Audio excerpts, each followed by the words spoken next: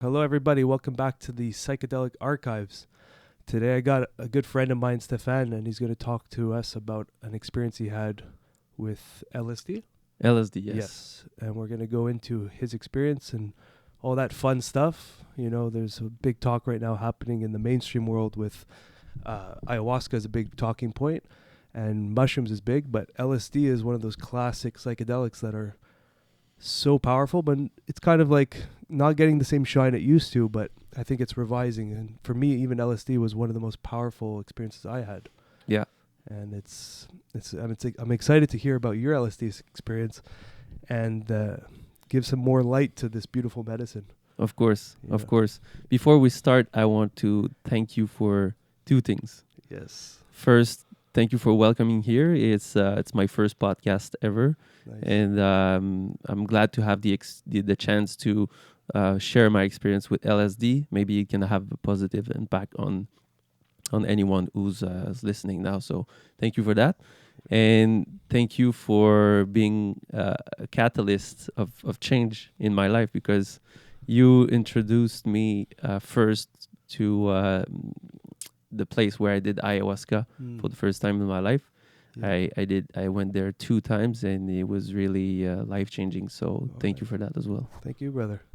It's I mean, it's such an interesting journey, the plant medicine world, you know, like all these connections that you start to form and friendships you make and people you encounter, all because of plant medicine. Yeah, You know, I think it was Graham Hancock, but he said it was like ayahuasca, in a sense, it's a vine, right? And he was saying that like ayahuasca is almost spreading her vines across the globe. mm. And now so many people are like getting connected because of ayahuasca and all psychedelics. But it's interesting if you visualize it like vines just going across the globe. It's true. You It's know? like fungi as well. Yeah, like the mycelium network. We're all just kind of connecting through that. Yeah. And that was the essence of this podcast, is to show people, maybe for people that never experienced these medicines, it shows them a little bit of a different angle, because that was what, for me, it was hearing people's stories is what got me interested in ever trying these experiences. Mm-hmm. So then this podcast for me is like giving more of that to someone who's never heard of this or never experienced it. They kind of get a look in without actually doing it, and maybe that might ignite some interest, you know? Absolutely. It can guide them and Yeah. help them as well. Yeah, for sure. So It can be scary at first when you're not aware of what it is or what it can be for you, because you have to be conscious of you're not going to be the same person before and after. yeah, Yeah, you're going to Yeah. change, that's for sure. and that's a big one, because some people are so afraid that the change might be them turning crazy. You hear that all the time. Yeah.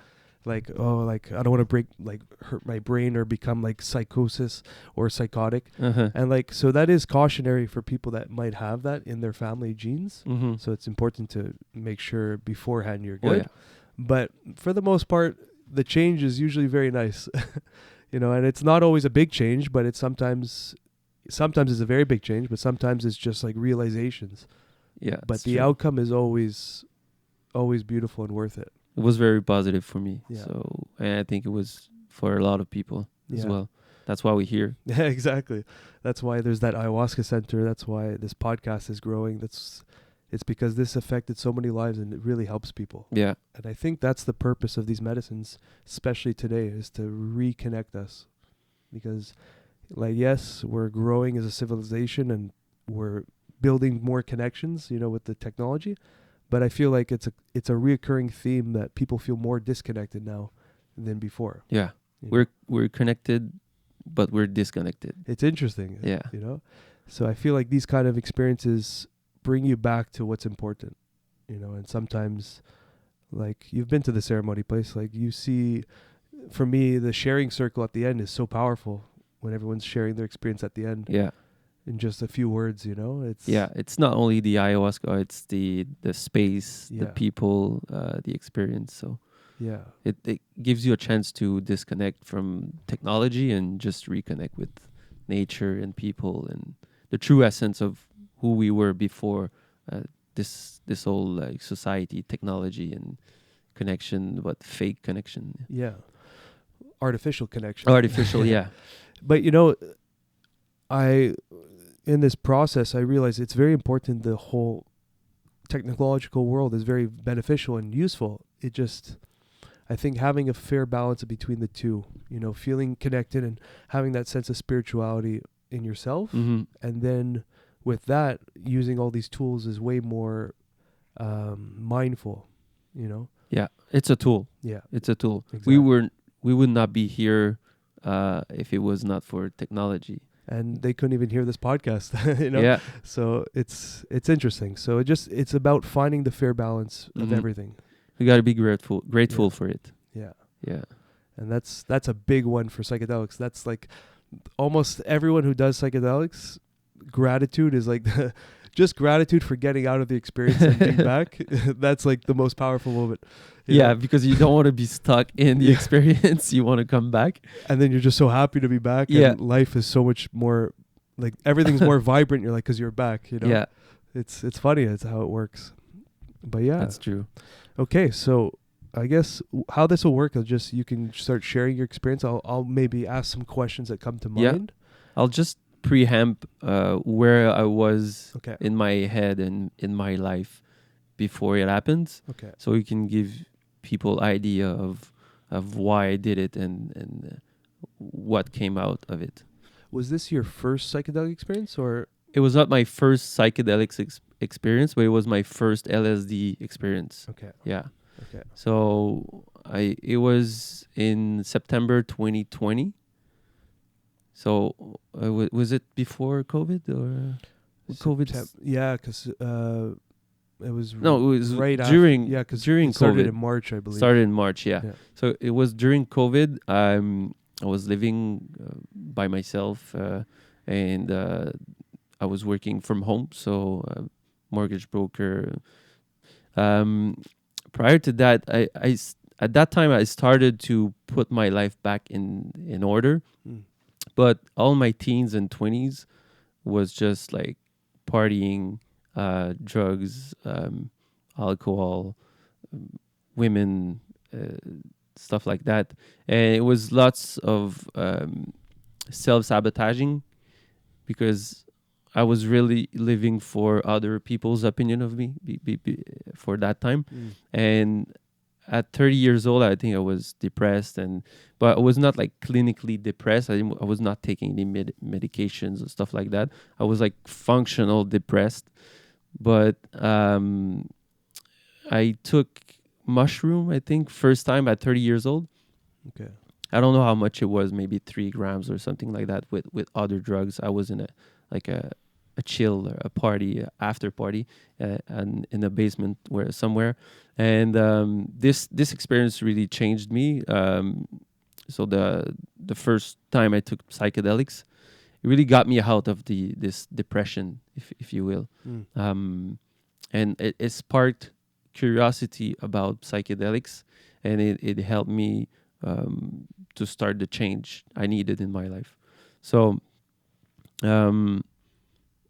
30 years old, I think 2 years ago. So like three years went by, lots of change. Like I lost my driver's license because of it was a DUI, and I did it's not like it's a consumer proposal for finance because I had lots of debts accumulated and stuff like that. So my life was a mess, and it really sparked the change I needed to put my life back in order. So at this time, I was like, okay, I heard of LSD, it was good. I made some research online, and I found the LSD handbook, which was written in 1959, I think, by scientists. It was on the MAPS website. MAPS is the maybe you can say it better than me, but I wish I could remember the whole. It's an acronym. It's multidisciplinary. It's about psychedelics, and they facilitate the not access, but the like the therapies, and the integration. They actually have a few. They have MDMA right now for PTSD.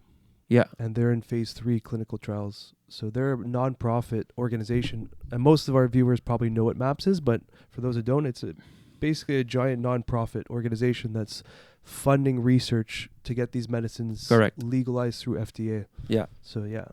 So when I found this, I was like, okay, it's not like it's really serious. Like someone, a real scientist, wrote this. It was 1959, before I think the LSD became illegal, and the whole government started to do a campaign of fear around it. But so I read it. It was for people who wanted to do a therapy with LSD, either alone by yourself or with people helping you. Mm. So at that time, it was COVID, and I was alone at my place, so I didn't have the resources to have people help me around this. So I decided to do it by myself. And really, what it says is just you need to prepare yourself before doing it. They were asking me to write my biography the week before, so I started writing from my youth to today, to maybe to remember or resurface memories that were deep down. And so I wrote my biography, and they were suggesting to write questions you wanted to answer, like introspection question. So I started writing my own questions, and I used the internet to gather some ideas as well. Okay. Because I think I wrote 50 questions. That's a lot of questions. Like they didn't all come from my head, but they came from my head and the internet. So biography, my 50 questions, and I decided, okay, I pick a date. I'm gonna turn off my phone when I wake up. I'm gonna take my LSD. I'm gonna enjoy the trip, and then when I'll be ready, I'm gonna start answering my questions. So that's what I did. I woke up. I just turned off my phone. I took one LSD. I think it was 11:30 in the morning. I took like the date and the hour I took it, and I was enjoying it. I was in my apartment listening to music. It was sunny outside, so it was a beautiful day. But I felt it was not quite where I wanted to go. So 2 hours later, I think I took a second one. Okay. And the LSD I had, it was from a friend. I think I had it for a little while, so I didn't know if the strength was on point. So I took a second one. So with LSD, the lifespan of your trip can be from, I think, 8 to 12 hours. Maybe you can it's usually around confirm. there. Yeah. The first few hours, you kind of have your peak.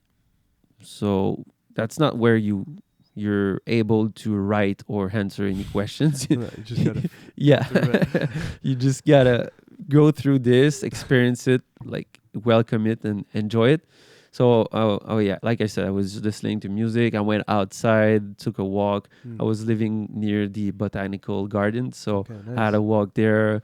I was just saying hi to people, watching birds. Like it was just grateful because no technology. It was just me, nature, and the sun. So when I started my high kind of descending, I went back home, sat down with myself.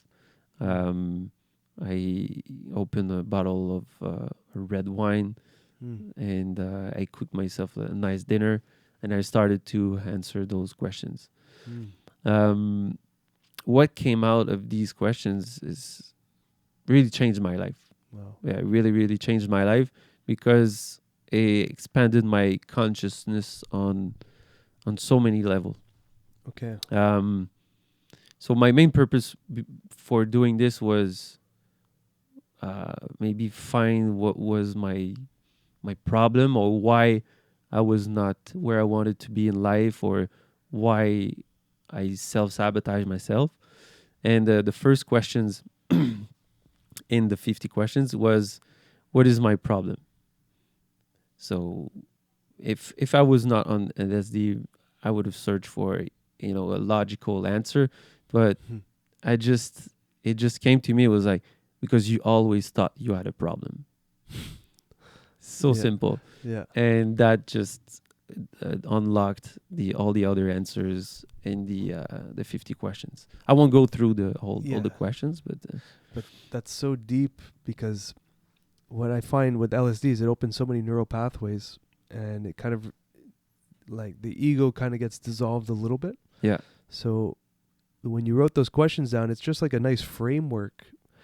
And then when you're in that state of mind, you're more susceptible to energy, to emotions, and to feelings versus that logical brain that's trying to rationalize. yeah, So then you have these like stable questions to answer. It's like you can't answer it with like that materialistic mindset. It doesn't make sense. mm-hmm. And then it kind of reveals the correct answer for yourself Yeah, because you're just so open. It's like all the filters are kind of removed. yeah, that's true. And then it's as simple as because you always thought there was a problem. Yeah, you know? what's my problem? Well, you always thought you had one, so let's start right there. Mm. And yeah, so and the LSD kind of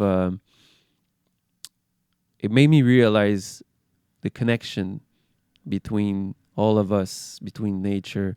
It made me feel whole with the world, Mm. if I can say like that, because before that I was living in the ego mindset, or maybe fear, or what the other thinks of me, Mm.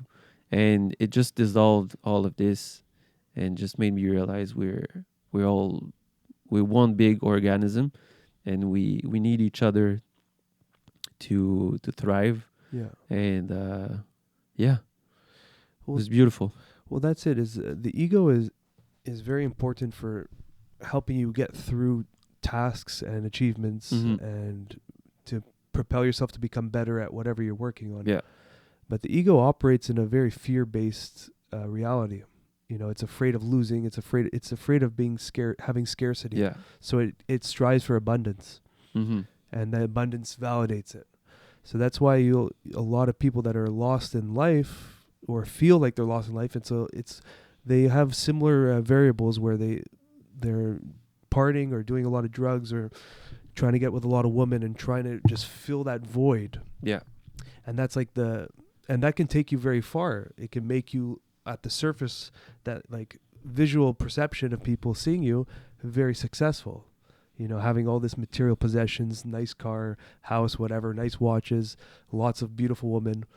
But that is like just the front layer. It's no different than like an Instagram post with like a big smile, but maybe right after that Mhm. photo you were really sad. Hmm. So if you're living fully aligned, then that lifestyle might actually be your lifestyle, and it's a great lifestyle. But Yeah, when you're living in that framework, there's a lot of holes that are not being filled, and the holes are getting bigger and bigger hmm, until eventually it just like you'll just always feel that sense of like dread and depression hmm. underneath all that beauty. Yeah. you know.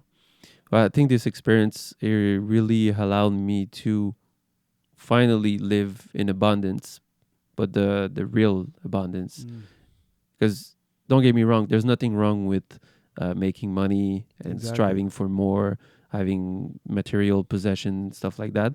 Because having money and possession can allow you to help other people's Absolutely. and make positive impacts on this society. But um, if you're living in like an ego area, and you're let's say, I don't know how to say it, but if you're self-sabotaging yourself and you're not loving yourself enough to allow you to have success and be positive, you'll stay there, and you'll either end up suicide or living a miserable life all Yeah. your life, because you're going to be stuck in your head and your ego. And I think LSD really helped me unlock this, Mm. to allow me to love myself Yeah. to be able to afford and the kind of life I really wanted. Yeah, 100%. And I think it comes down to how you're leading your life with what kind of intention behind it, Mm-hmm. you know? And like you said, there's nothing wrong with having that material life. Like, that's beautiful. And when you have like an intention behind it, it's way more satisfying. Yeah. And I remember a while back, I was talking to someone who was wanting to do ayahuasca, but was afraid. And I was talking to her. I'm like, what's the fear? And there's like, oh, I'm like afraid if I do it, then I'm gonna like quit my job and change my whole lifestyle. I'm like, you just literally listed what was wrong in your life. Yeah. Like, your job is clearly not what's making you satisfied or Mm-hmm. fulfilled. So you're afraid of, like, that's a change that people could be afraid of, but it's also, you don't even need to do ayahuasca now. You just revealed what was holding you back from living that life, That's it. you know? So these medicines just reveal what, essentially what we've been ignoring, but we already knew. You know, for a lot of the times, Correct.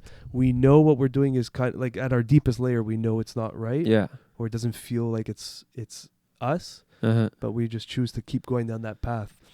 And then something like LSD or an intense psychedelic experience is like it hits you on the head with like a hammer, and you realize, oh shit, I was caught up in the whole storyline. Yeah. And then you can do the story again, but with such different lens, you know? Yeah. Because 100% of the time we know what we have to do, we just don't do it. Yeah, that's it. Yeah. But And having this experience, it's like allowing you to take this time off to really think and use your brain to think about these things that you're putting off or not thinking about, because unconsciously you know what you have to do. For your experience, do you feel like you would have had this profound epiphany if you didn't write down these questions? It would have been similar, but not as much as detail, and because having the questions and the notes allowed me to go back to these questions and reread Okay. the answers and help me through the integration, because integration is as much as important as the experience itself, even more, I think, because what you do after is way more important than the experience itself. That's a big point, because you can have moments of enlightenment in meditation, definitely in psychedelic experiences. There's some moments that are just so chaotic, and there's other moments that are just like pure bliss. Yeah. And then there's other moments where you're just like, I get it, I understand the universe. And then you go back home after, and then there's like the taxes come in, the bills are piling up, and then it's all gone. you know, you're back in that whole frame. So that's the integration process, and that's where some people, they lose it, where they'll have these profound experiences, and then life just keeps hitting at you, and then eventually it's old patterns all over again. Yeah. So having a framework like what you described, it makes a lot of sense, especially for those who work with more structures. Mm-hmm. Like I'm assuming that you do well with like writing down tasks and stuff like that. Like maybe not, I don't know. Yeah, I'm trying to have somewhat of a structure. I feel like that's a really an interesting way to approach the psychedelics, is like having that kind of, not, you don't have to be like military with it, but having like a framework to follow. Like you can refer back to these questions and you'll see your most honest answers, even when you're not feeling in that state of mind. Just reading it, that's you that answered it. Yeah. So that's a part of you that you can tap back into. It's true. And writing my biography the week before as well was a nice tool to put to bring back lives to memories that were maybe forgotten. So you do the biography before, you write the questions before, you answer the questions during, and then what happens at the end of the experience? Is there another step, or it's just that? It's just there's the integration after, but basically the integration is what I did when I woke up the next morning. I reviewed all the answers and I wrote myself, like, how do I want to live my life right now? Okay. and I just jot down all the answers.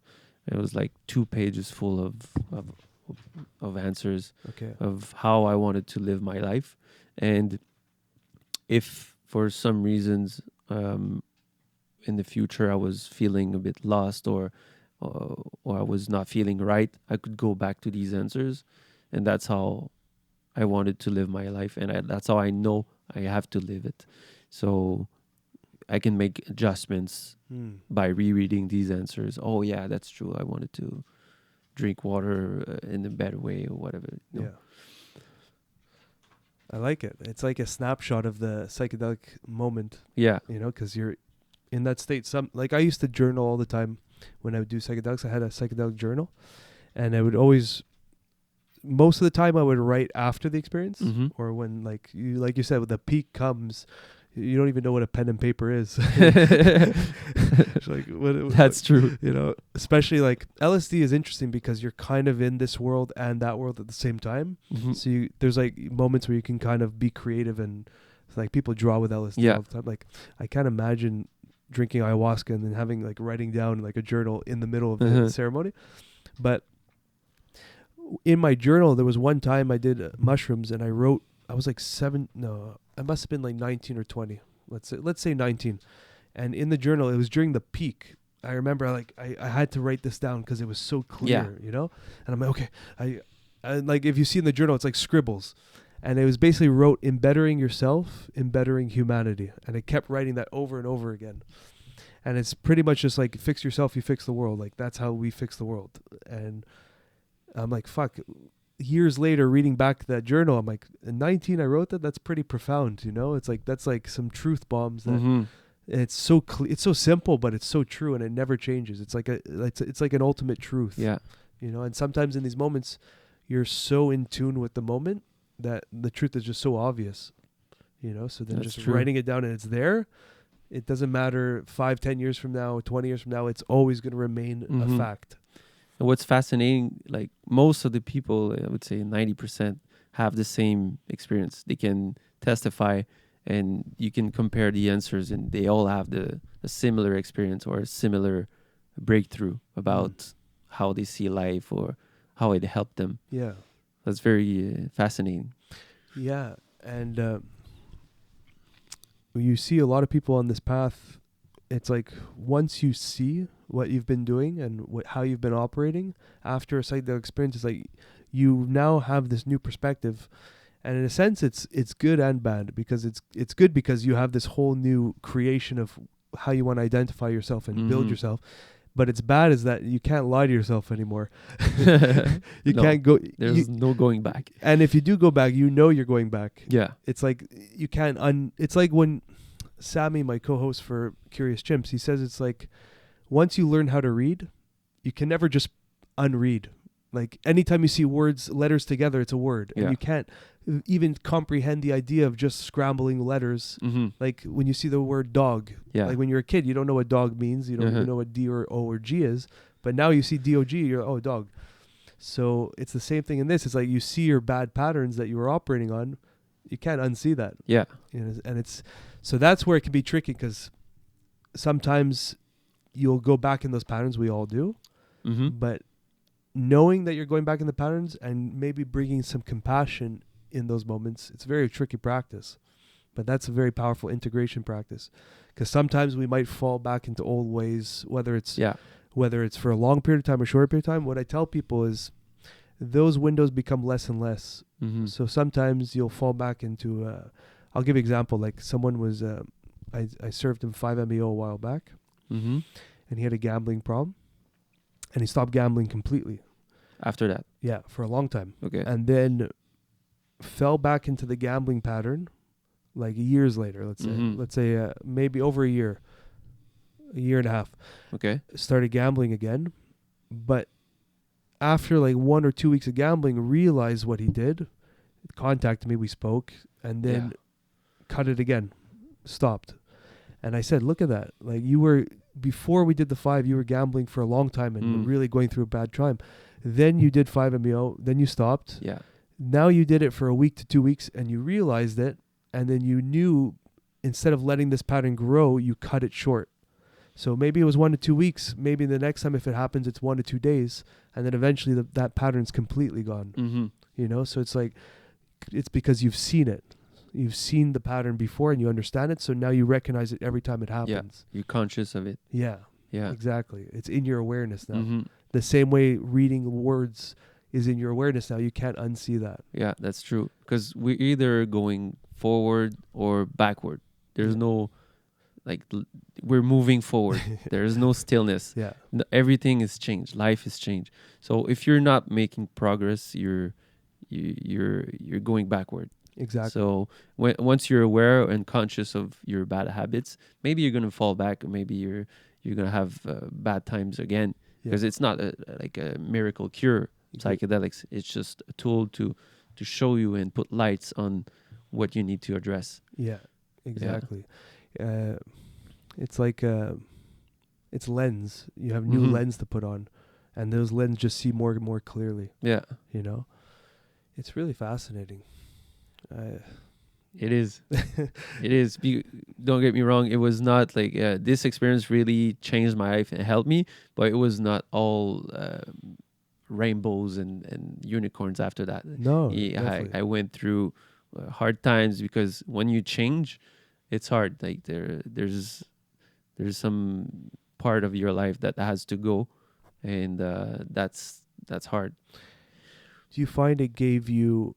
So you answered your questions, and it gave you understanding of what you're doing and where you want to go. Mm-hmm. But do you find it gave you any other sense of benefit, like strength to do harder things in life? Like, because I know for me, some things when I do psychedelics, it's like, okay, I have to cut this X, Y, and Z out of my life, and then when I cut it out, it's obviously not easy, but I understand that if I cut these things out, my life is just going to propel.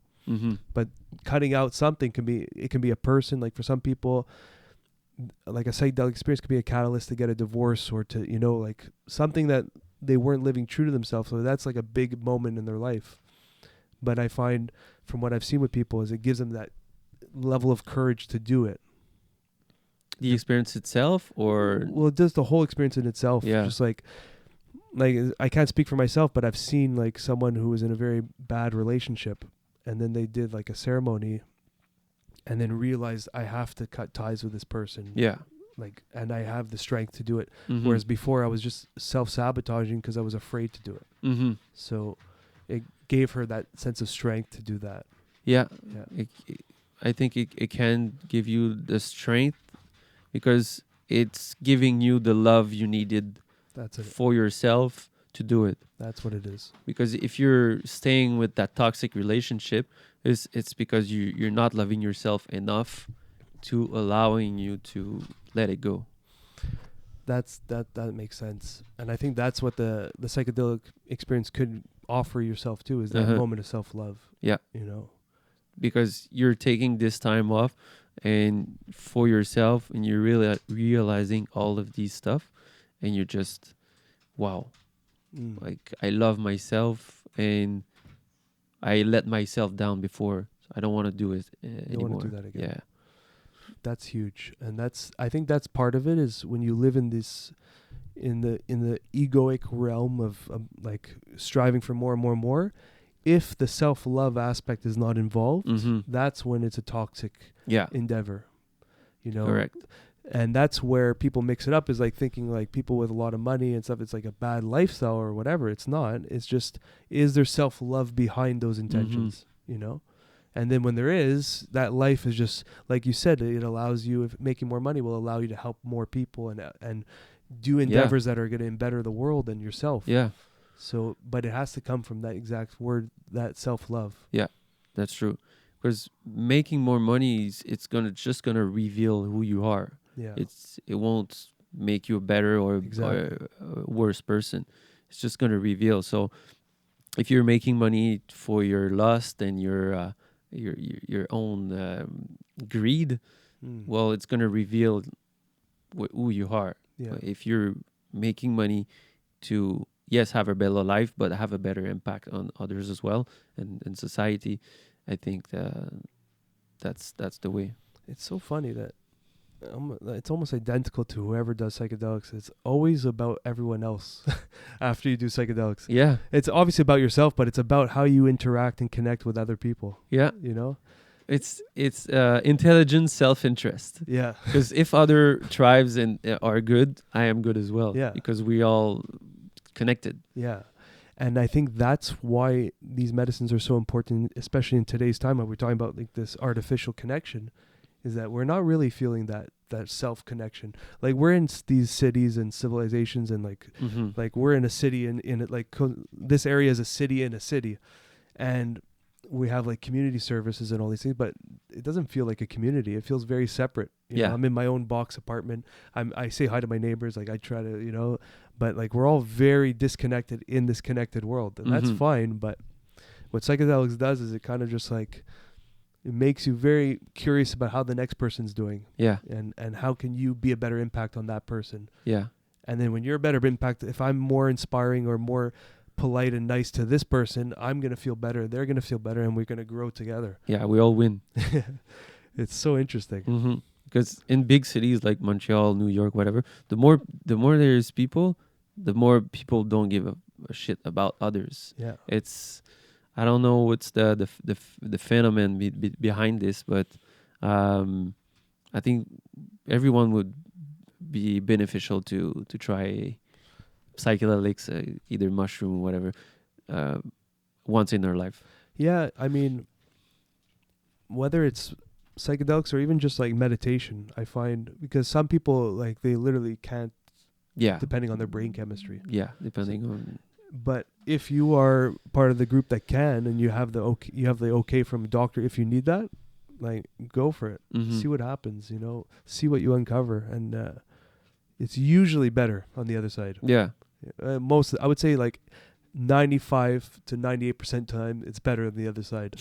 It's like the ice bath. I do it every morning, and I have to remind myself, because it can get so fucking hard to go in.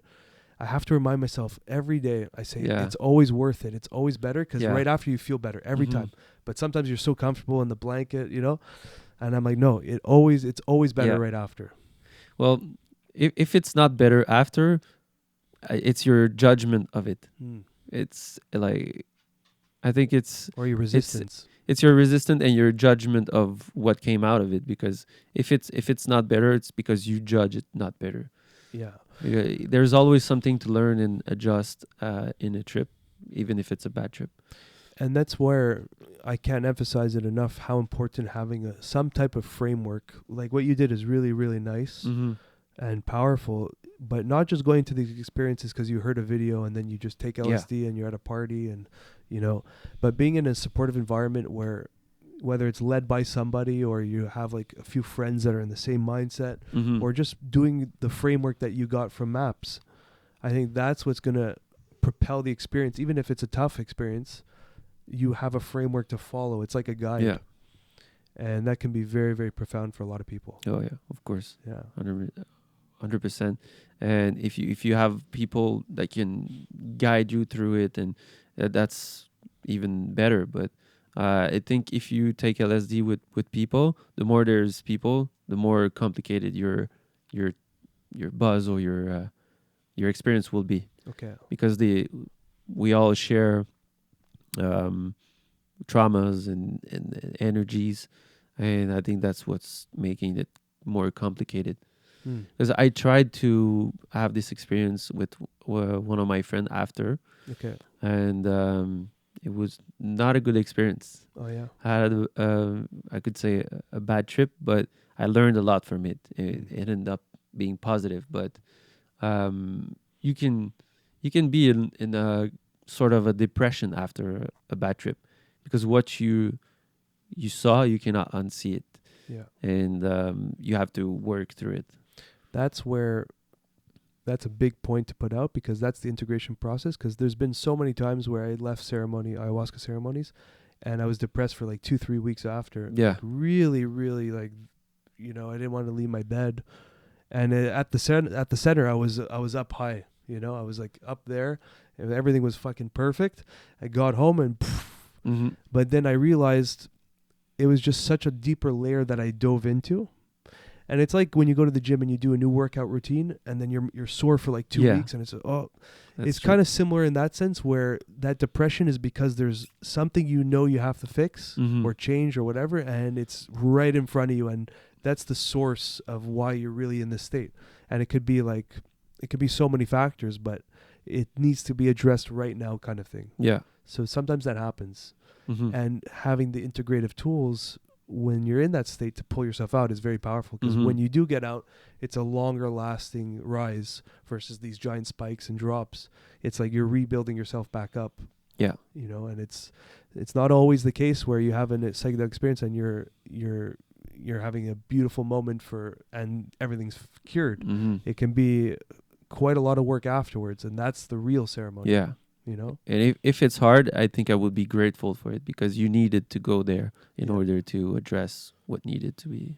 That's it. And that's where you bring in the compassion, the gratitude, and these things that you do afterwards is like they become like these cement pillars that give you support. 100%. Yeah. Yeah, and there's support in Montreal if you guys needed like an integration coach. I don't remember the name of the space, but there's coaches and psychologists specialized in psychedelics in Montreal. Nice. I'm gonna find the name and give it to you after, so you can share it in the comments. But you're not alone. That's very powerful right now, because that's what I'm happy about with the psychedelics going more mainstream. Is they're gonna have more and more services that are gonna be catered to this. Yeah. And that's for people that were terrified of these medicines. To have all these structures building and growing, it's like, okay, like if I have a bad trip, whatever the bad trip is, whatever that is, I have like there's a psychologist that specializes in trauma release or whatever related to psychedelics. I can go to them, I can integrate and coach, and there's going to be more and more tools available because it's becoming at the forefront. So it's a very exciting times for psychedelics, you know. It is. You know, for the people that were veering off pre-boom, props to all you kind of led the way for everyone, because it could have went really south. Like I'm thinking of the times I used to do mushrooms when I was like 17, 18. Like I was taking a coin flip, you know, everything worked out beautifully as it was supposed to. But, you know, if it wasn't for all of us doing it, these things would have been still in the underground. You know, if people weren't sharing their experiences, no one would know about it. And the research wouldn't be funded and you know, so it's because of everyone that's going through these processes and making their changes in life is what we're propelling this momentum of bringing these medicines to the actual medical pharmaceutical route, which has its pros and cons, but I think the pros will always outweigh the cons for this. Oh yeah, of course. It's like the internet, like there's cons, but there's lots of pros. Like this podcast in your ears. That's it. Sweet, brother. Okay. Yeah. Well, thank you for sharing that, man. Thank you very much for allowing me to share it, because I think it could inspire and help a lot of people. So I think what you brought to this, the biggest, there's a lot of value in this conversation, but the biggest value for me at least is having that moment of creating a framework. More like you followed more of a guideline from MAPS, but I'm sure you added your own twist to it a little bit. But like creating that sense of framework for someone, I think could be super powerful if it's the first time or even multiple times doing psychedelics, but having that kind of like focus in on why exactly you're doing it and having those questions, that's really, really cool. Yeah. So maybe in the link, I'll put the link to the handbook as well. Yeah, the handbook. Yeah, I have it in my Dropbox, so I'll send it to you. Yeah. And they're also giving guidelines on diet and stuff like that before doing the prep before. Yeah. Okay. That's another thing, is the day you choose to do a psychedelic is the day the ceremony really starts. You know, if you say, okay, next month on the 7th of May, whatever, I'm going to do whatever drug, let's just say LSD. Once you agree on the date, everything leading up to that has started. Preparation. Yeah. So that's where you can get the most value, is the days leading up to it. So if your diet's on point, or if you're changing a few things, maybe I'm not going to drink for this month, or, you know, all these things are going to enhance the experience, which will magnify the outcome, versus just like waking up in the morning, you know, you had a crazy party last night, you're hungover, and then you take the LSD. There's not much ceremony behind the experience. So Correct. creating that is just going to give you momentum to have bigger results afterwards, you know? 100%. Yeah. Yeah. You have to be responsible about it and Take it serious. make your research before. Yeah. Take it serious, but also be unserious. So it's like that fine line of being like, you have to be both parents for yourself. Like, you know, like the good cop and bad cop. It's like the mom and dad kind of, you know, the mom's a little bit more let it go, or it could be reverse, whatever. But like having both parents in your mind, like be serious, be structured, but also enjoy, have fun, and let it ride. Yeah. You know? Yeah. And remember, you're just a witness of what's happening. Like, you can always be objective of what's going on, because if you're having a hard time, it can help you realize, okay, I'm just witnessing what's happening right now. It's gonna go back to where it was before. I'm gonna go back to a normal state, but you need to enjoy. And if it's hard during that time, remember that you're just witnessing, and it's gonna go back to normal. Amen. That's very, very good advice. And for those who've done psychedelics will understand that advice. And for those that are considering venturing in, take those words very carefully, because they are very good. Okay, everyone. Until next time. Thank you again, brother, for coming on. That was really cool. Thank you very much, Nate. Yes. I appreciate it. Yes, sir. All right. Peace and love to all of you.